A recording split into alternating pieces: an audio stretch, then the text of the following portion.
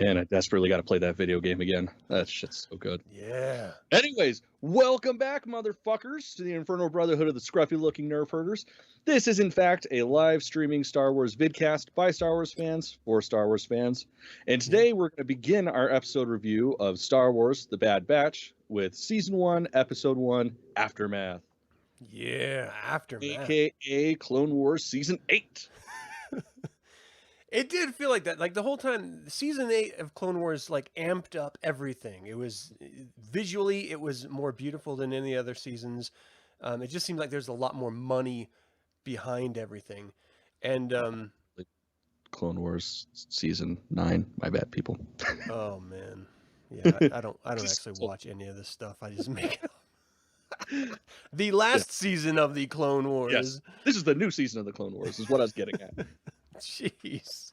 Fuck, it's one of those days, people. My point is that it didn't seem like another amp step up as far as graphics and music. It was just on par with the last Clone Wars season that we saw that sort of closed out that whole series, which is not a bad thing because it was good. No, not at all. And even down to like the opening credits, like how it pulls up Star Wars, the Clone Wars, and then burns into the Bad Batch. Like that was perfect. Yeah, it was pretty cool. So going into this, I was not really looking forward to this series at all.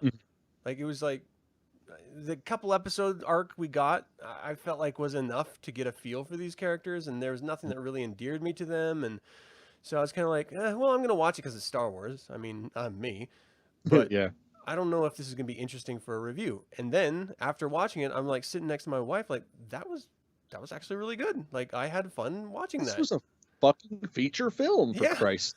70 minutes of Bad Batch. And the opening, oh my gosh. Okay, so just initial thoughts. What are your initial thoughts?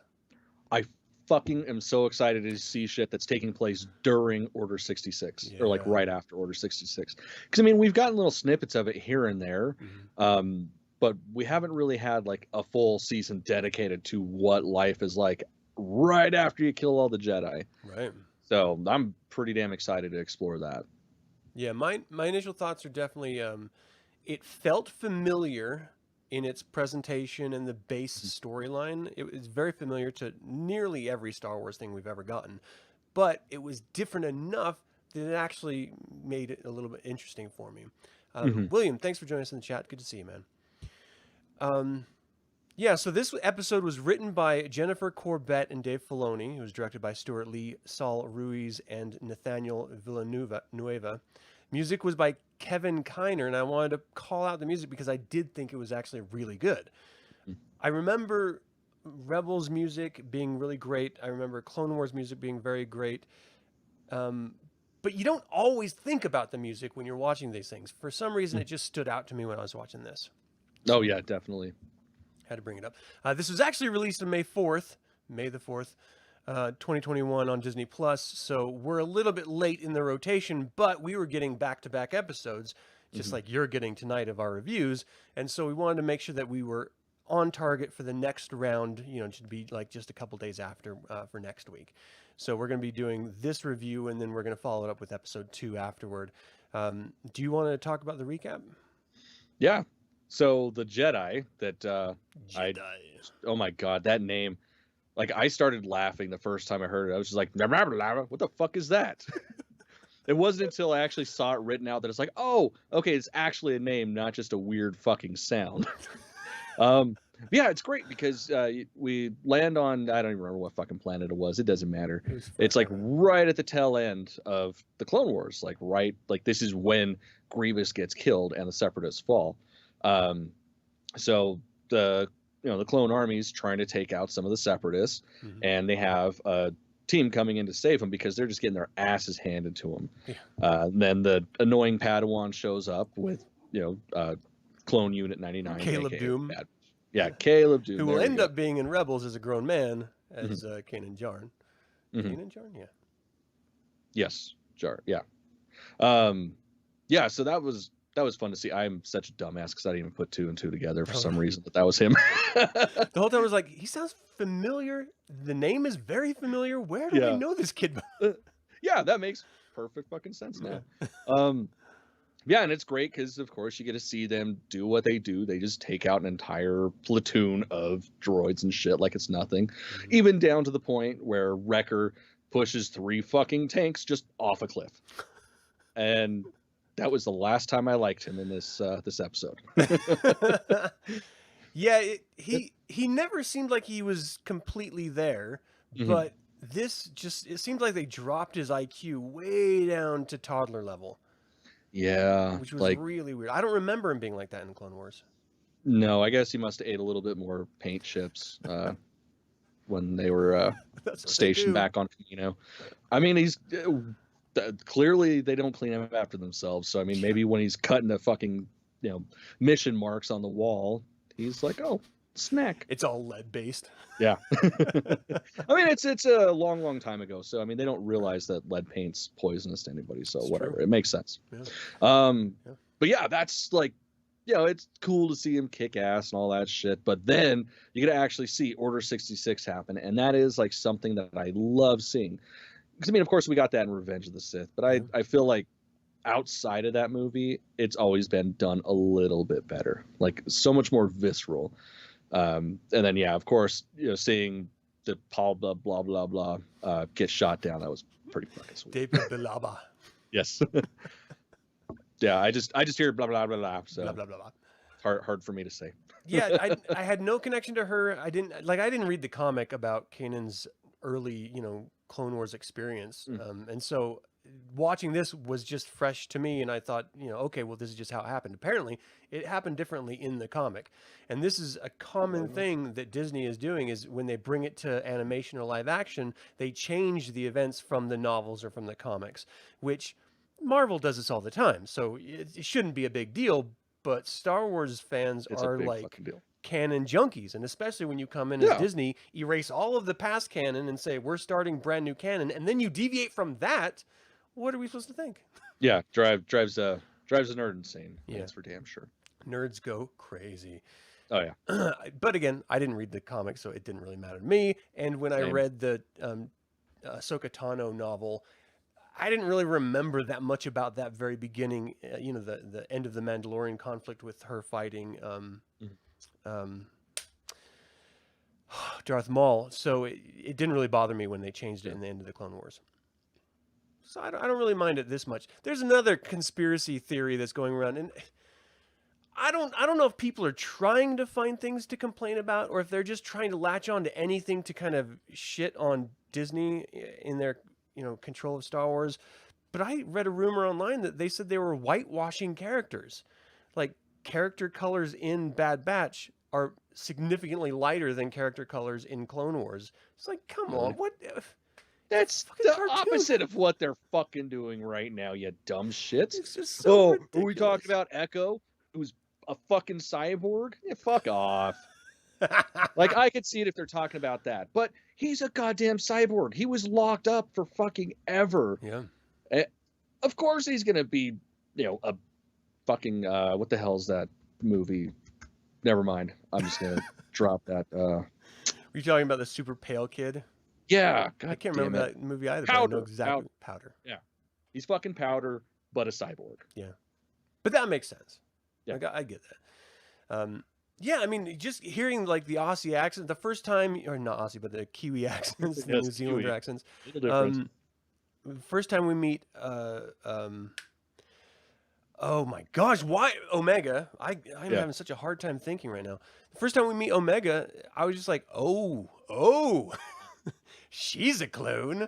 I was so excited about that. I didn't realize that she was one of their 5, which I thought was a really kind of cool tie-in and explains why she feels connected to them immediately.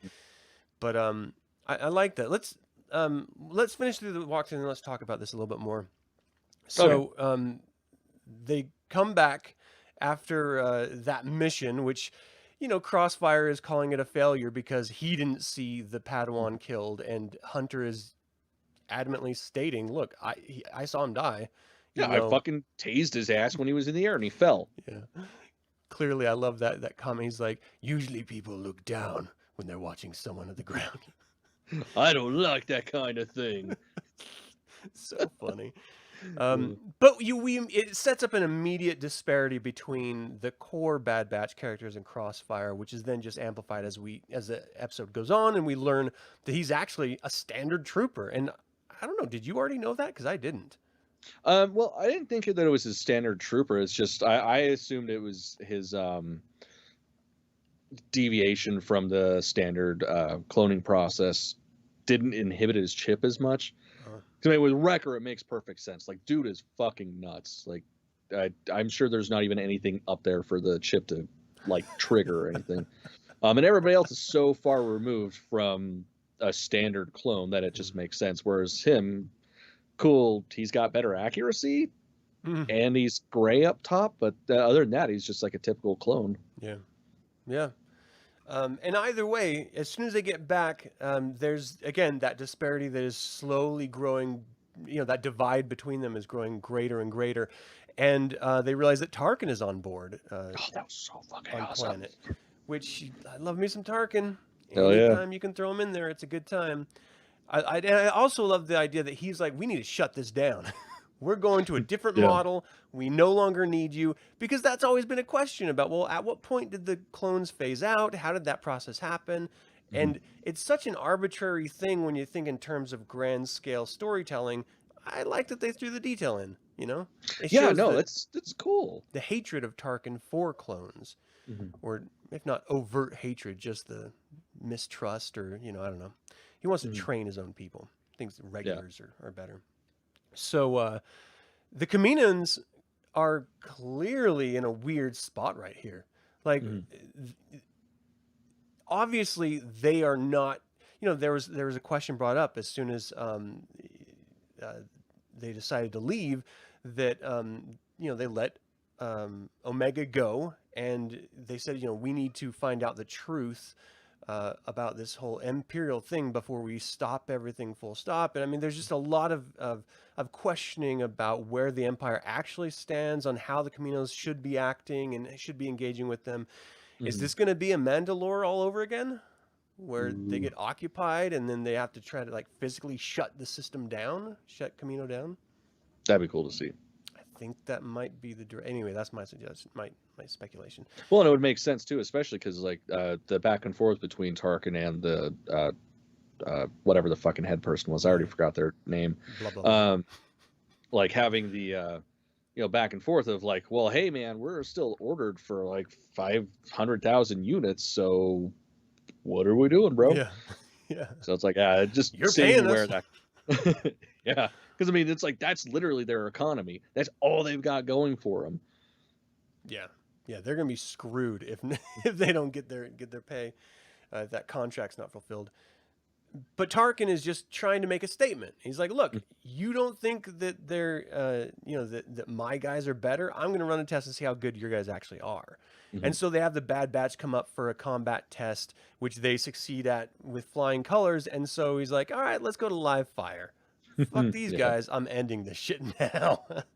Which doesn't go exactly as planned, but it does put a pin in the Bad Batch as a different group of clones in Tarkin's mind, so that he then doesn't really trust them. And since the report that Crossfire gave them differed so greatly from the report that Hunter gave them about their mission in killing that Padawan, he clearly doesn't trust them in the first place. And so after that, he ends up meeting up with them after they have this really sort of goofy food fight, which was a weird... That was, I don't know. I it was a weird didn't want to like that as much as I did. Oh, really? That was so stupid, so over the top. But it's like, all right, whatever. This is fucking funny. Yeah, it was weird. And then just to have that little girl stepping up to clones that way that are grown-ups, that kind of bugged me, because these are combat veterans.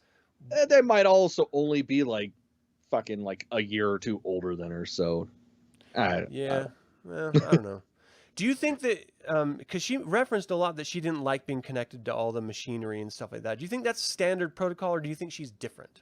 I mean, she's clearly different because she doesn't have a chromosome, but... Yeah, it's just a little bit different on that end. I almost wonder if she's like a Boba Fett type of thing, where she's a clone, but she's like not an accelerated clone. Well, I mean, there's Alpha and Omega, right? Like the whole idea of power. I was thinking that Boba Fett was the alpha as well. He was the first clone, and then maybe she's the best clone.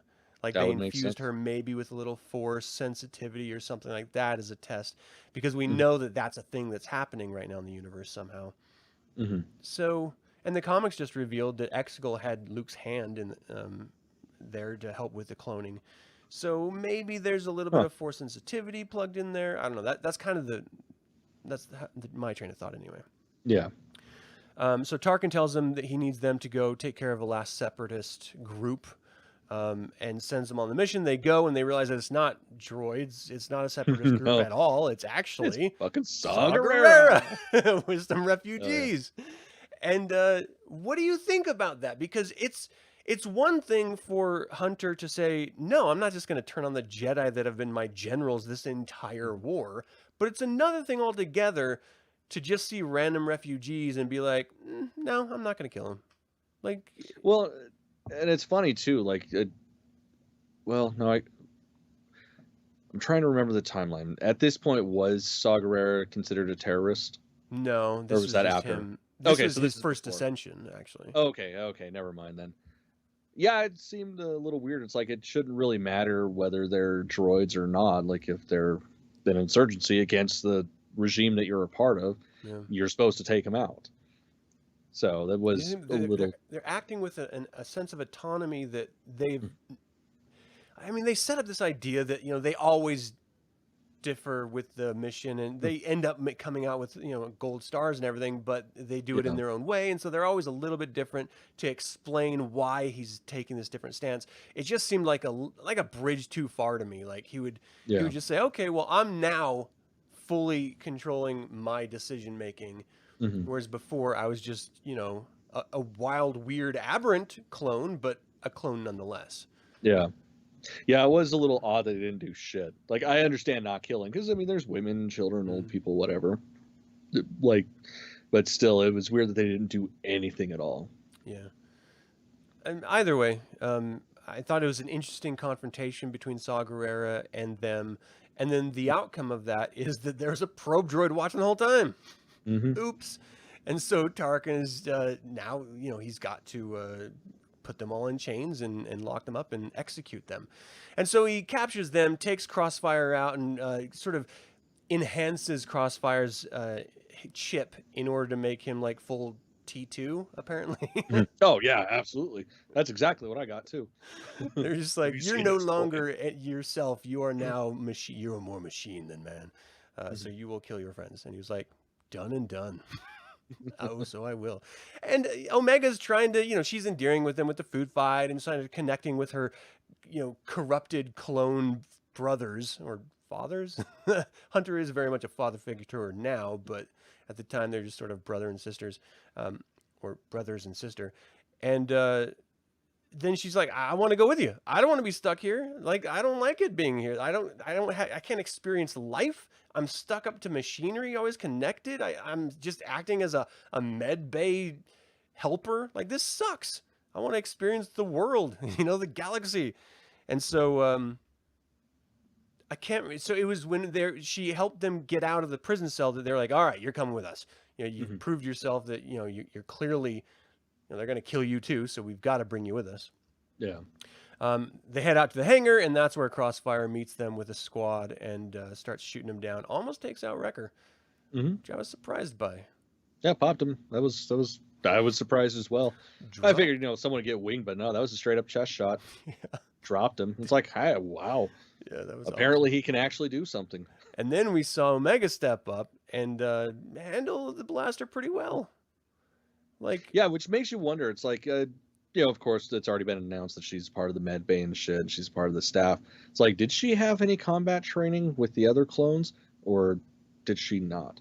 Because she handled herself very well. Yeah, like surprisingly well. And I think they set it up for that, for us to go like, wait a second, what is she good at? What's her talents? Because, they do specifically say each aberrant clone has a specific talent. They're named after them, for fuck's sake. So what is Omega's, And if it is force sensitivity, well, then it would make sense that she could hone in on such a great shot intuitively. Yeah. If it's just combat awareness or alertness, well then okay, I'd buy that too. But I just want to know.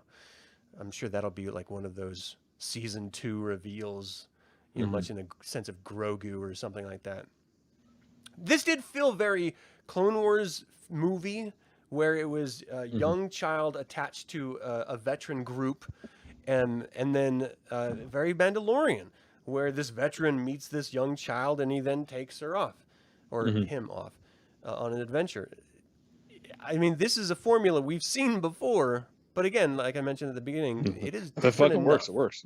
Yeah, and it is something where I was kind of annoyed by Wrecker. I was kind of annoyed by Omega early on, but again, later in the episode, I was like, especially when she like shot it at Crossfire so effectively, I was like, oh, okay, this is gonna get interesting. So I don't know. I ended up liking her a bit more. So they end up saying that they escape the Camino base and decide to go after a friend. I thought they were going after like Kenobi or Skywalker, honestly. I honestly figured it'd be Rex, because Rex had already deserted at this point. Right. So I just kind of, that was my first thought. Yeah, and they worked under Rex, which is why I was thinking about the generals, because the whole thing was about, the clones turning on the generals. So it seemed in my head, I was like, okay, well, then they're going to go to the generals they know and trust in order to figure out what the hell is going on. And I would have just loved to see Vader standing there, face. Well, I have a feeling we're going to see Vader in this series somewhere. I'd be very surprised if we didn't. This is during Order 66. We have to see that part of it. Or some hint of it. I mean, we're seeing Tarkin, for fuck's sake. Right. So anyway, now they are branded obviously as the Bad Batch in more ways than just one, and their clone group nickname of 99 is all the more appropriate because it's sort of the flip side of 66. They did the exact opposite of what they were supposed to do, and they go off to find a friend. And that's kind of the episode. So what were your favorite moments in this? So honestly, like the very beginning, that beginning part was fucking awesome. Yeah. Again, as much as I'm not a fan of Wrecker, like seeing him destroy shit and not so much the vocalizing that he's destroying shit, like that's cool as hell. And then anytime you get to see a bunch of clones just gun down a Jedi, that always just makes my heart skip a beat. Because it's just it just shows how fucking powerful they are when this whole time, like this whole war, I mean, of course the Jedi cared for him and shit, but they were expendable. Yeah. They were clones. Oh no, one died. There's another one with a number 2. And then just like, oh, kill them. Okay, and they're gone. Like, fucking fuck you and your magic laser sword. So good. That was a really great intro, and I love seeing the conflicting emotions in Caleb and Hunter. He's like, "Whoa, calm down! I'm trying to help you." He's like, "Fuck you!" I don't want to get my ass shot. And then Crossfire's not helping at all because he's actively trying to murder the kid.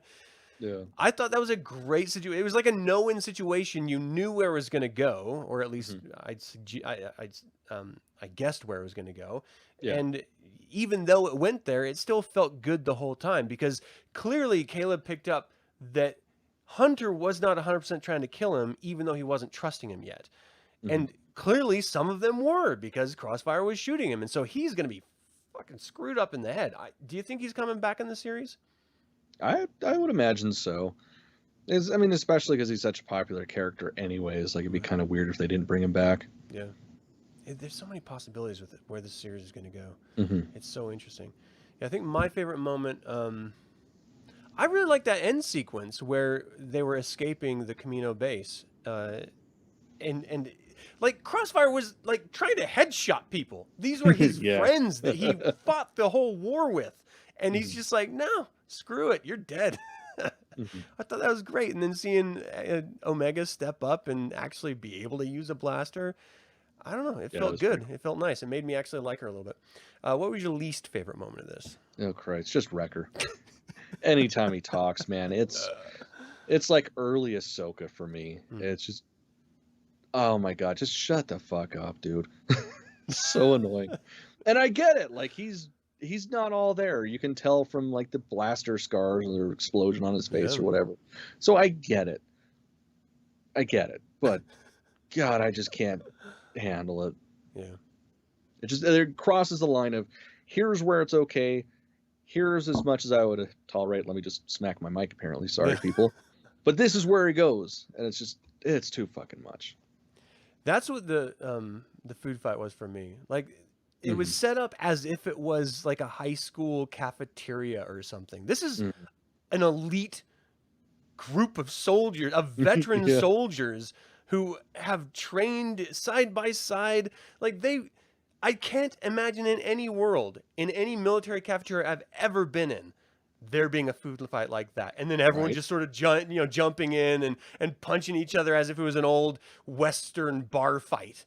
Like, that doesn't happen in real fucking military life ever. Why would it? And oh yeah, I couldn't. It was just too much. I was like, this is like a frat party. What the fuck is going on? It didn't belong. It didn't belong at all. Like, I know why we needed it. Story wise, but yeah, it makes perfect sense because it brings Omega more into the group and kicks fucking Crossfire out a little bit more. But yeah, they shouldn't have done it. What do you think about Wrecker connecting with Omega so quickly? You think that was natural? Yeah. I mean, he has the child, or he has a child's mind, so it just makes perfect sense that he'd relate. Yeah. So I bought it. So after having watched this, we've seen the second episode, so let's just sort of get in the mindset of just this one. What were you thinking was going to happen next? I mean, we just spoke briefly. You thought they were going to go after Captain Rex, but did you have any other hopes for the next episode or what you wanted to see? No, that was about it. I was hoping that we'd see Rex. I was hoping that we'd see Ahsoka. I didn't imagine that we would, but it would have been cool if that was the friend they were going to see. Yeah, I didn't even consider Ahsoka, to be honest, even though she probably would have been with him. Yeah, I was honestly thinking that they were going to go looking for the Jedi generals and then get the messages that, oh no, Vader's dead. Anakin is dead and Obi-Wan is missing. He's wanted. And then they were going to be like, oh, this is so much worse than we ever thought it was because all of our friends are gone. So I thought it was going to go in more of a grand frame than what we ended up getting. But either way, I thought it was a great episode. It makes me want to watch every single one now. It just really hooked me. Absolutely. Yeah. It was a struggle because the first time I watched it, or tried to watch it, I guess I should say, I figured, all right, it's going to be 30 minutes, maybe 45 minutes because it's the introductory episode. So, I mean, I lay down, I'm getting ready to go to bed. I put it on thinking, all right, 30 minutes, I'm going to be out. That's fine. That's perfect. Halfway through the movie or the show, it's like, holy shit, it's still going. Press pause, look at the time counter. It's like, holy fuck, this is awesome. I'm going to do this tomorrow. Yeah. It was long. It didn't feel that long to me. It wasn't late in the night for me. So I was just sort of sitting there going like, wow, this story is just like pretty epic. Like, this is great. And then it ended. I was like, oh shit. It was 70 minutes. I didn't realize it was 70 minutes. Yeah, I didn't feel like it. That's for damn sure. Yeah. All right. Well, that's all I got. Is there anything else you want to talk about this episode? No, we covered it. All right. Well, thank you all so much for tuning in, both live and in chat or after the fact. We invite you to subscribe to this channel, click the bell to get notified about our next video. And until the Infernal Brotherhood convenes again, may the Force be with you. Execute Order 66. I fucking love that shit. I'm the asshole that still collects receipts anytime I go out and it's Order 66. But yeah. This is shameful keeping fast food receipts, but whatever.